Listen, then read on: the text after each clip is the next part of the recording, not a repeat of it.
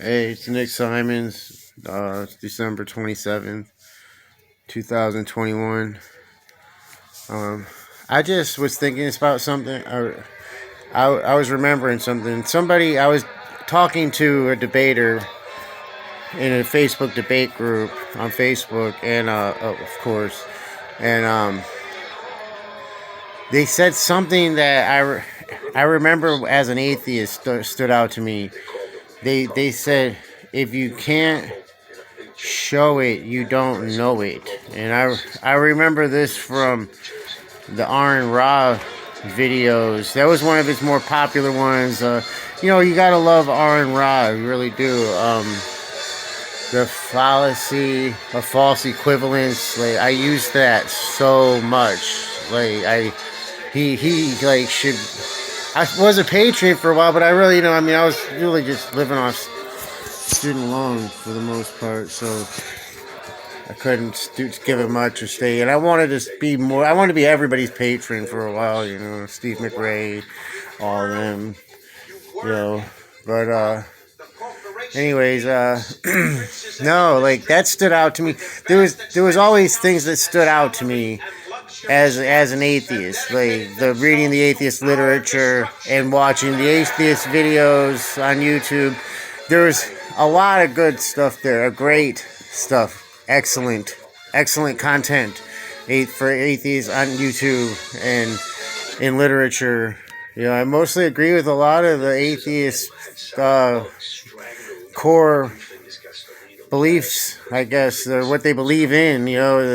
It's the easiest for me to sum it up as intellectual honesty, critical thinking, and scientific literacy. But like statements like that, like the Aaron Ra thing, why can't we know it just because we can't show it? What the problem is that when somebody has an experience that they think is supernatural and they just got to sit with it. I mean, that's what it is. It's like they can still know it. They just can't expect other people to believe them. That's all. And they just have to enjoy having that wisdom, or whatever they learn from the moment. And it's just for them, kind of, in a way.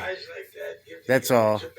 That's where the error lies. But, there was other instances like that as an atheist. Like, I remember waiting to get the book Philosophical Atheism. I forget the name of the author. I think I saw him on YouTube with Psy.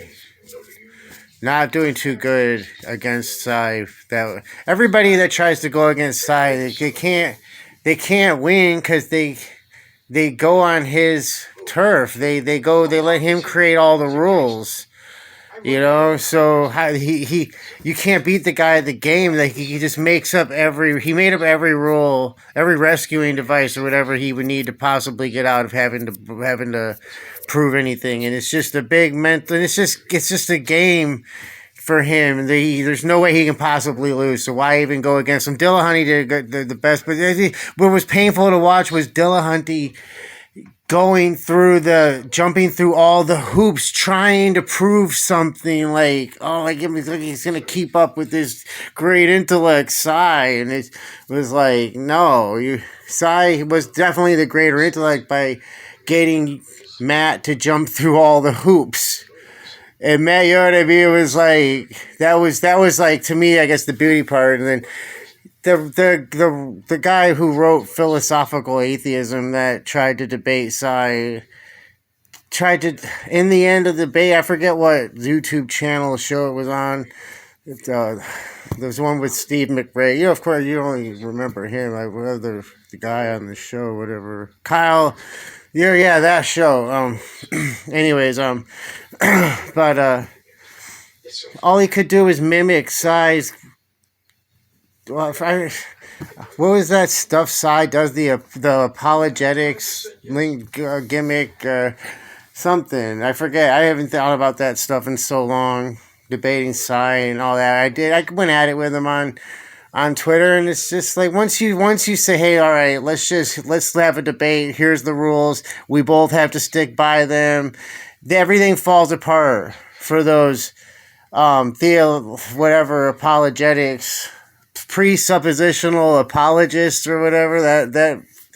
That's like, yeah, they win every debate just because they waste the other person's time. That's their whole gimmick, is just to waste people's time jumping through meaningless hoops. Like, if you don't, or they'll get you like a presuppositionalist will be like, oh, so you don't know that one thing, huh? So you can't claim to know anything. Or when Sai's like, yeah, that Bible thing, we can't talk about that because then I'm putting God on trial. Like, so, okay, so for me, it's like, all right, you're not going to talk about the validity of your source. Debate over. If you want to think you won, you won. I'm not going to go at it with the person who just makes up the rules as they go along. Or, you know what I mean? Or play on their playing field that's designed for them to win, like those presuppositionalists. You just diffuse that, level the playing field. They have nothing. It's nothing. They just fall apart. They can't do anything without doing their presup gimmick, you know? So it's like, yeah, Matt Dillon, he did good because he kept up all the way to the very end. I remember, but then it was like, wow, you did that. Wow, like you managed to jump through every hoop that I put up for you. Wow, you get a prize. Like, you just, good for you, buddy. You know, and the guy that all he could do was mimic size presup. I mean, that's the weakest thing, to mirror an argument or mirror a person's technique back at them. Like, whoa. That was one of the weakest debates I've ever seen on, not the Atheist Experience, but that one show from a couple years ago. Steve McRae hosted it. That was, you know, but yeah, the guy was like, Aaron Ra, like, you can't, I don't want to go against Aaron Ra. I'm not trying to call him out, like I want to debate him, you know. I agree with everything he says about evolution and all that. I mean, yeah, we're primates, man. I agree 100% with like everything he says about evolution. And he's an intelligent, incredible mind. Like, he's like a fierce personality, and just he's got a high intellect. Like, I respect everything, like, almost at that. But someone bringing it up, I forget.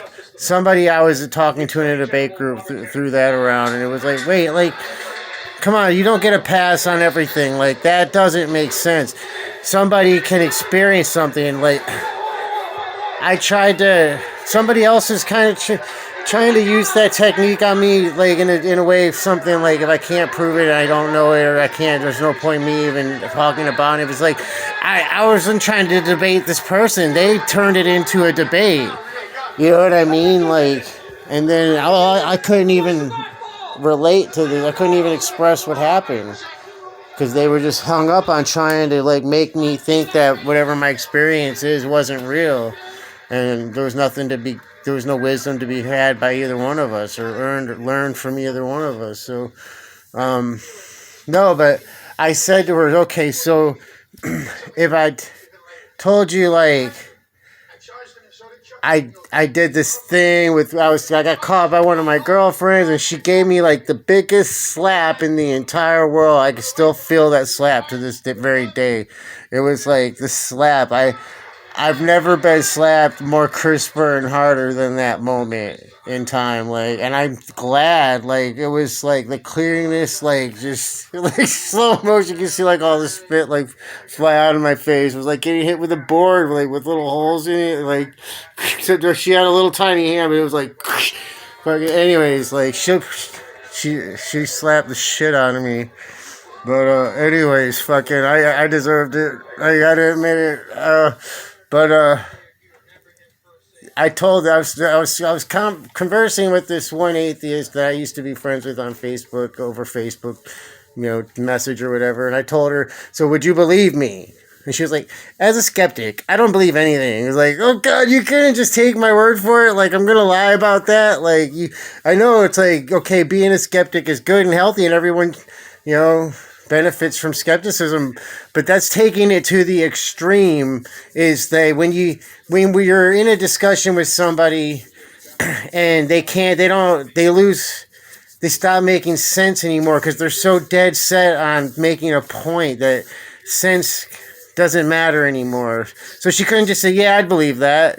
I could see you getting slapped easily. Like, yeah, that's very believable.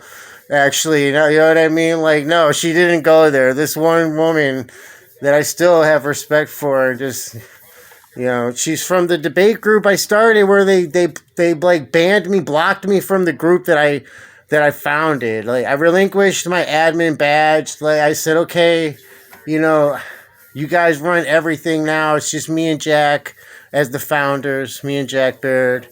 You know, we're the founders. Just leave us in the description. 'Cause I thought Jack was in the hospital, never coming back or something. It was like, I was scared. I'm glad I hope he's okay. I haven't talked to him in a while, but yeah, they like. I created this group that had over 11 or 12,000 people in it.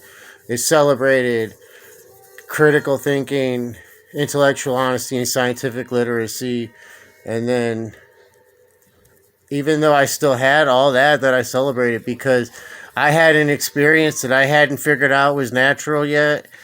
They pretty much they were very cruel.